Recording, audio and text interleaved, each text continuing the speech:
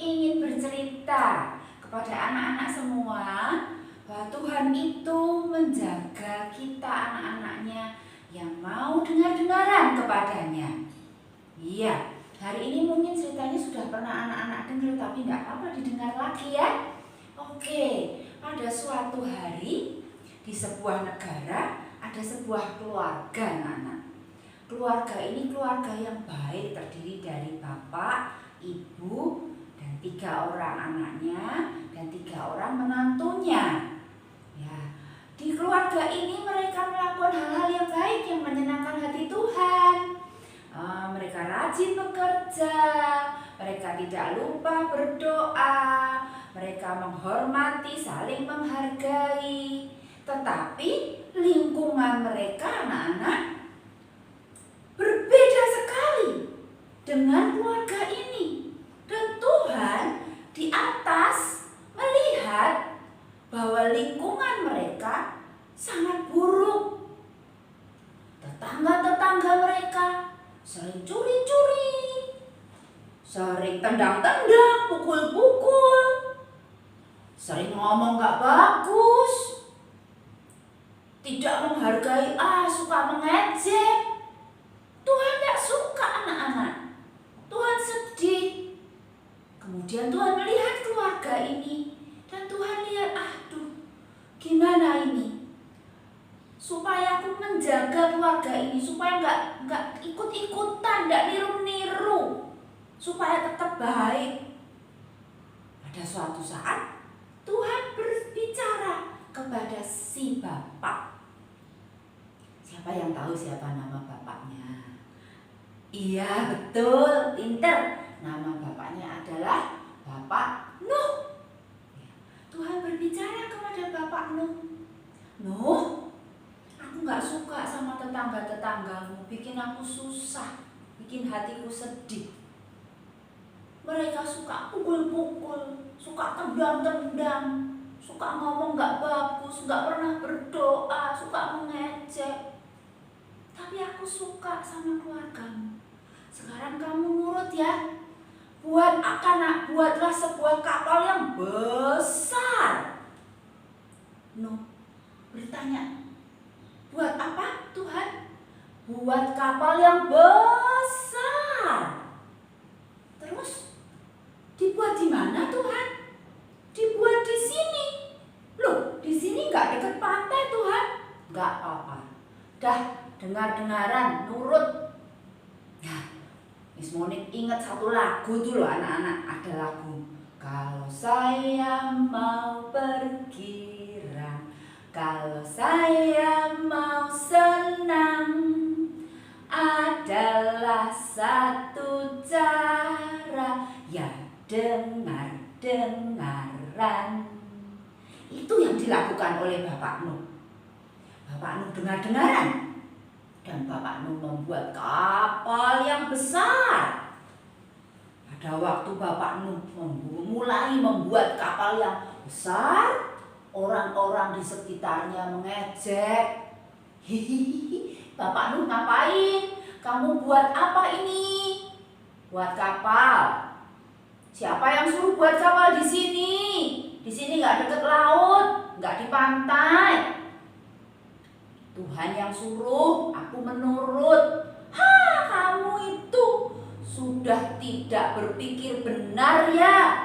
Masa buat kapal di sini? Semua orang mengejek anak-anak. Tapi Bapak Nuh tahu kalau yang suruh Tuhan, dia harus nurut. Nah, dari hari ke hari Bapak Nuh membuat kapal itu sampai akhirnya jadi. Setelah jadi Tuhan berbicara lagi kepada Bapak Nuh.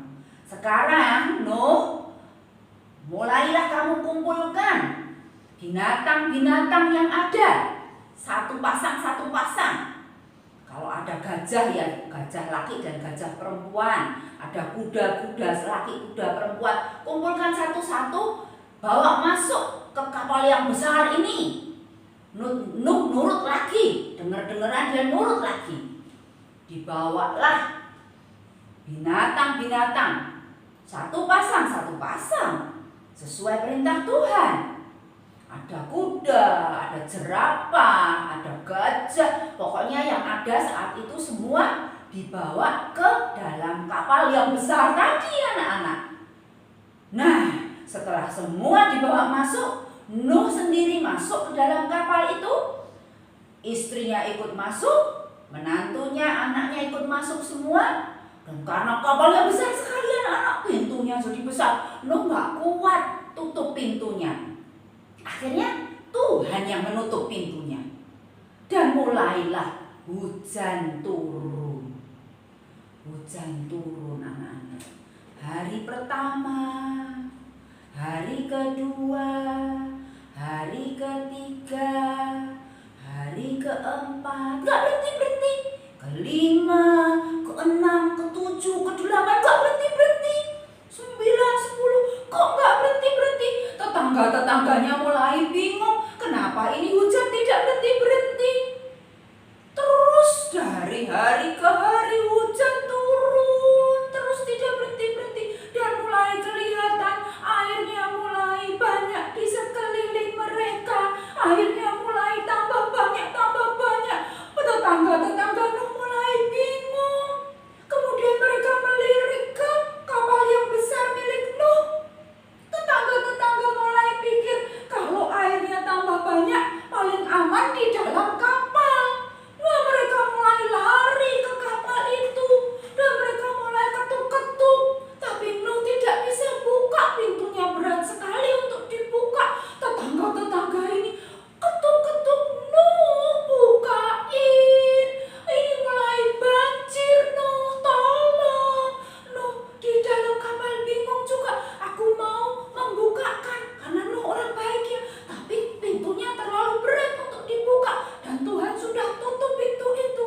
Waduh anak-anak, hari ke-20, 21 tambah lama, tambah banyak airnya. Dan akhirnya banjir besar. Nah, tetangga-tetangga Nuh yang tidak pernah mau dengar-dengaran dengan perintah Tuhan, mulai satu demi satu berteriak-teriak, tolong, tolong. Tapi hanya keluarga Nuh yang dijaga oleh Tuhan. Mereka aman di dalam kapal selama 40 hari, 40 malam. Dan hari yang ke-40 mulailah terang. Mulai terang. Dan kemudian Nuh mendapat perintah lagi dari Tuhan, melepaskan burung. Dan burung itu dilepas 2 kali. Dan ternyata yang kedua membawa daun. Oh, ini sebuah tanda bahwa banjirnya sudah surut. Dan kemudian Nuh merasakan bahwa kapal itu mulai tidak lagi terombang-ambing. Terombang-ambing, tidak lagi seperti di atas air. Kapalnya mulai tenang dan suatu saat kapalnya berhenti. Dan pintu terbuka. Pintu kapal terbuka. Dan Nuh melihat keluar. Mulailah binatang-binatang dikeluarkan. Nuh pun ikut keluar. Pada waktu Nuh dan keluarganya keluar, dia melihat daratan yang kering. Dan dia melihat ada pelangi yang indah sekali, berwarna-warni di langit. Dan Nuh mendengar suara Tuhan lagi, aku berjanji, aku akan menjaga anak-anakku, menjaga orang-orang yang kukasihi. Aku berjanji aku tidak akan lagi mengirimkan air bah yang besar.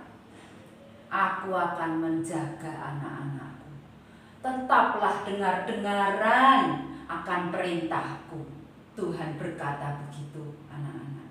Nuh, istrinya, 3 orang anaknya, 3 orang menantunya, dan binatang-binatang mulai kembali keluar dari kapal. Dan mereka semua mulai hidup seperti semula.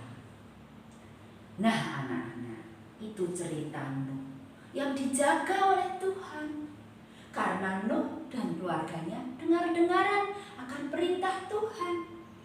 Miss Monique di sini juga ingin dijaga oleh Tuhan, supaya Tuhan melindungi Miss Monique, supaya Tuhan melindungi memelihara Miss Monique. Anak-anak kepingin juga enggak? Oh iya pasti ya, anak-anak kepingin dijaga oleh Tuhan, anak-anak pengen dipelihara oleh Tuhan. Satu Tuhan cuma minta, dengaran.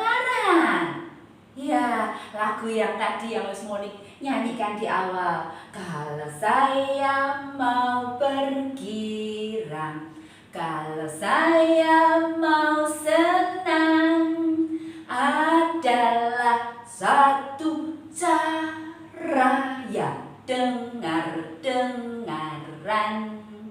Nah itu, anak-anak boleh belajar menyanyikan dan boleh menyanyi lagu itu berulang-ulang. Ingat, dengar-dengaran kepada Tuhan.